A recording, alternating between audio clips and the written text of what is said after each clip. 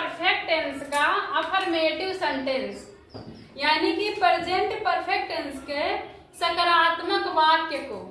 Present perfect tense के 3 भाग पढ़ने होते हैं, एक तो अफर्मेटिव, फिर निगेटिव, फिर इंट्रोगेटिव। तो आज हम सब पढ़ेंगे अफर्मेटिव यानी कि सकारात्मक वाक्य। ठीक बेटा? तो देखो पहले इसकी पहचान क्या होती है। देखो इसकी पहचान यानी कैसे पहचानेंगे कि ये कौन सा वाक्य है। तो जिन वाक्यों के अंत में चुका है, चुकी है, चुके हैं और चुका हूं या है, ये है, जैसे कोई वाक्य बोलेंगे तो वो पढ़ाई की है, यानी कि या ई लास्ट में आए या चुका, चुकी, चुके हैं यार लास्ट में आए, तो कौन सा टेंस कहलाता है? प्रेजेंट परफेक्ट टेंस कहलाता है। ठीक बेटा? ये प्रेजेंट परफेक्ट टेंस की पहचान है। अब इसके अफर्मेटिव सेंटेंस को हम लोग पढ़ेंगे। किस सेंटेंस को? अफर्मेटिव सेंटेंस की। ये जो पहचान है ये प्रेजेंट परफेक्ट टेंस की है और हम लोग पढ़ेंगे अफर्मेटिव सेंटेंस को। तो अब इसका नियम क्या कहता है? इसके नियम को देख लेंगे कि एक वचन कर्ता जब हो, जब कर्ता एक वचन यानी जब सब्जेक्ट एक वचन हो। सब्जेक्ट एक वचन कौन से? ही, सी, इट या कोई नाम, किसी का नाम दे दिया हो या ही, सी, इट कोई आया है सब्जेक्ट, तो ये सब क्या होगा? ये सब एक वचन कर्ता में आते हैं। तो ये जब होंगे एक वचन कर्ता होगा तब ये सहायक क्रिया हैज का प्रयोग होगा। ये दोनों हेल्पिंग वर्ब है यानी सहायक क्रिया है। ठीक? तो एक वचन कर्ता के साथ हम सहायक क्रिया क्या लगाएंगे? हैज लगाएंगे। और जब बहुवचन कर्ता हो यानी कि आई, वी, यू या दे, यानी कि इन चारों में से कोई दिख जाए तो उसके साथ हम हैव का प्रयोग करेंगे। इतनी बात समझ में आई ठीक बेटा? फिर तीसरा है वर्ब यानी कि मुख्य क्रिया। वर्ब को बोलते हैं मुख्य क्रिया। मुख्य क्रिया का हम थर्ड फॉर्म लिखते हैं। ठीक? जैसे कि मुख्य क्रिया है जैसे जाना, जाना का क्या होता है? गो होता है। ठीक? तो गो तो हो गया फर्स्ट फॉर्म। सेकेंड फॉर्म क्या होता है? गो, वेंट, और थर्ड होता है गॉन। ठीक बेटा? तो ये हो गया फर्स्ट फॉर्म, ये सेकेंड, ये थर्ड। तो वही कह रहा है कि वर्ब का हम थर्ड फॉर्म लगाएंगे यानी कि ये वाला हम लगाएंगे।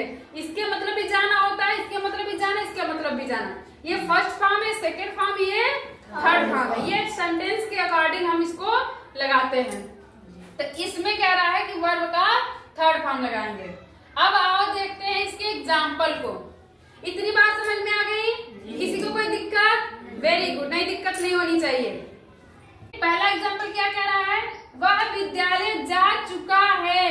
देखो लास्ट में चुका है आया है, ये प्रेजेंट परफेक्ट टेंस का है सेंटेंस।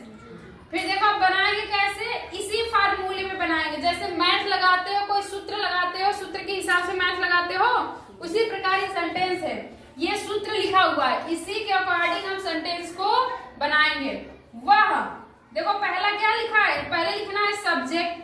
सब्जेक्ट इसमें क्या है? वह की अंग्रेजी क्या होती है? ही। अब देखो ही बेटा किस में आता है? एक वचन कर्ता में आता है। ये देखो यहाँ बैठा है, एक वचन कर्ता में आता है। इसके साथ हम सहायक क्रिया क्या लगाएंगे? हैज लगाएंगे। तो कह रहा है सब्जेक्ट लिखो, सब्जेक्ट लिख दिए, कह रहा है हैज या हैव लिखो। तो इसमें से क्या लगाना है? हैज लगाना, क्योंकि इसके साथ हैज है। तो ही हैज। अब क्या कह रहा है? वर्ब का थर्ड फॉर्म कह रहा है। वर्ब इसमें क्या है? जा चुका है। ये जाना वर्ब है। जाने की स्पेलिंग अभी बताए थे, गो, वेंट, गॉन, यानी कि थर्ड कह रहा है तो ये लगेगा थर्ड फॉर्म। तो ही हैज गॉन हो गया।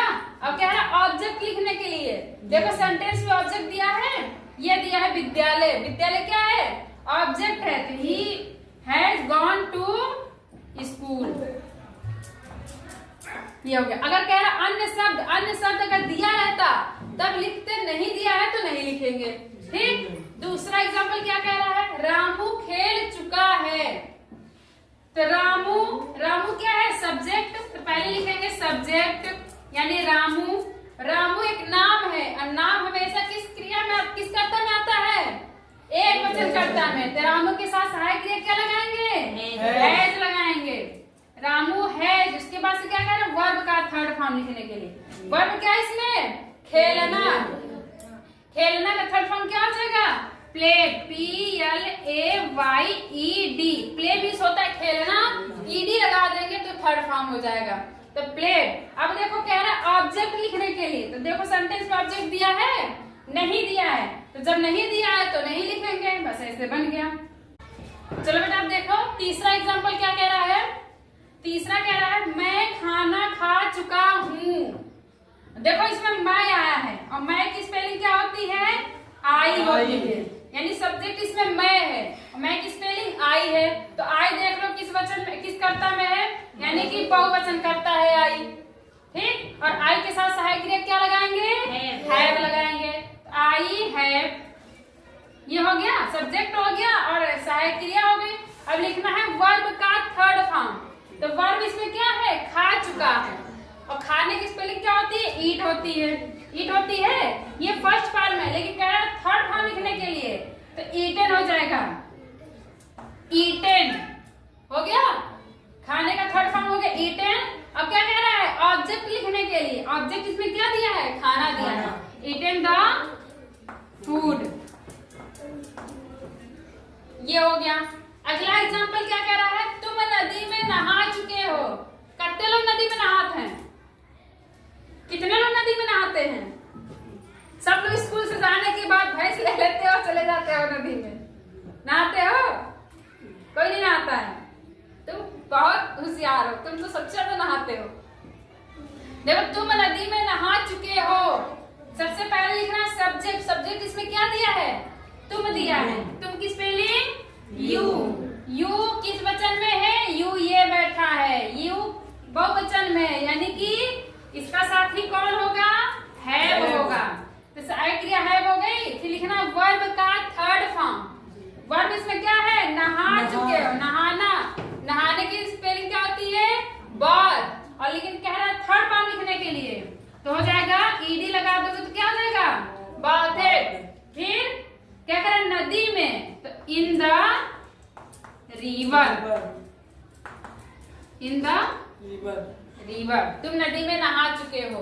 तो ये बेटा प्रेजेंट परफेक्ट टेंस का अफर्मेटिव सेंटेंस था। उम्मीद है कि तुम लोग को समझ में आ गया। कोई दिक्कत, कोई परेशानी? ठीक, वेरी गुड।